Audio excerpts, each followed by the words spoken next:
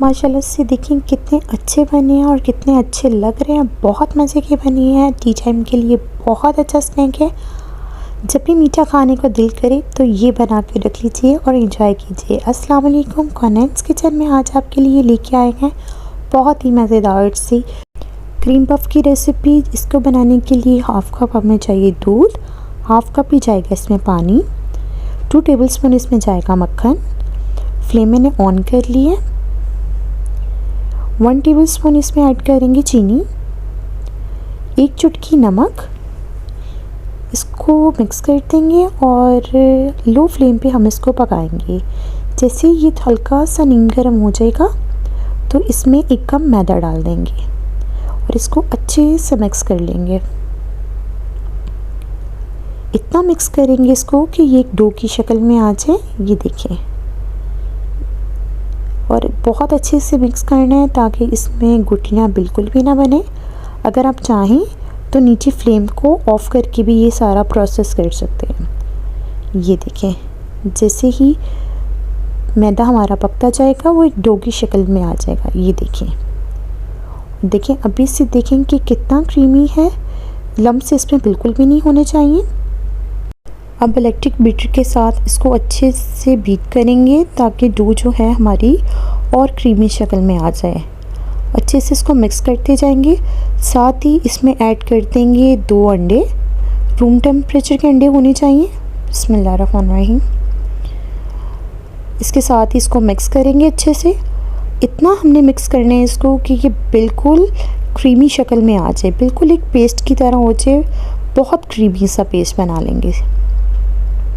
तकरीबन 3 से 4 मिनट लगेंगे इसको बीट करते हुए। हमारा मिक्सचर बहुत अच्छे से बीट हो गया और ये देखिए माशाल्लाह से कितना क्रीमी हो गया। 3 से 4 मिनट लगे हैं इसको बीट करते हुए। इसको साइड कर देंगे। अब एक प्लेट ले लेंगे या बेकिंग ट्रे ले लेंगे, जो आपको बेहतर लगे, जो आपके पास अवेलेबल हो वो लीजिएगा। उस पर बटर पेपर लगा देंगे। एक ग्लास ले लिया, उसके ऊपर मैंने पाइपिंग बैग लगा दी है। उसमें ये सारा मिक्सचर डाल देंगे। उसके आगे एक नोज़ल लगा देंगे। आप किसी तरह की भी नोज़ल का इस्तेमाल कर सकते हैं। सारे मिक्सचर को इसमें डाल लेंगे। ये देखें, अब इसको आराम से पुश करते जाएंगे और एक पफ्स की शक्ल देते जाएंगे। ये देखिए राउंड, बहुत इजीली से ये इतना क्रीमी है कि बहुत आसानी से ये निकलता जाएगा मिक्सचर। आपका मिक्सचर जितना अच्छा बीट हुआ होगा, जितना अच्छा क्रीमी होगा, उतनी आसानी से ये निकलता आएगा। इसी तरीके के साथ मैं सब पफ्स बना लूँगी। इसी तरह हम माशाल्लाह सब बना लेंगे। सब हो चुके हैं। अब मैंने एक पतीला ले लिया है, उसको पहले से प्री हीट कर लिया था। स्टैंड रख दिया, उसके ऊपर मैंने ये ट्रे रख दी है। अब इसको तकरीबन 20 से 25 मिनट के लिए इसको बेक कर लेंगे। दूसरी साइड पे एक बाउल ले लिया है, इसमें मैंने ऐड कर दी है व्हिपिंग क्रीम। मैंने 250 ग्राम व्हिपिंग क्रीम ली है। अब इसको अच्छे से बीट कर लेंगे और क्रीम आपकी अच्छी खासी चिल्ड होनी चाहिए, तभी वो अच्छे से फ्लफ़ी हो जाएगी। ये देखें माशाल्लाह से क्रीम हमारी अच्छे से बीट हो चुकी है। अब इसको फिर से हम एक पाइपिंग बैग में डाल देंगे।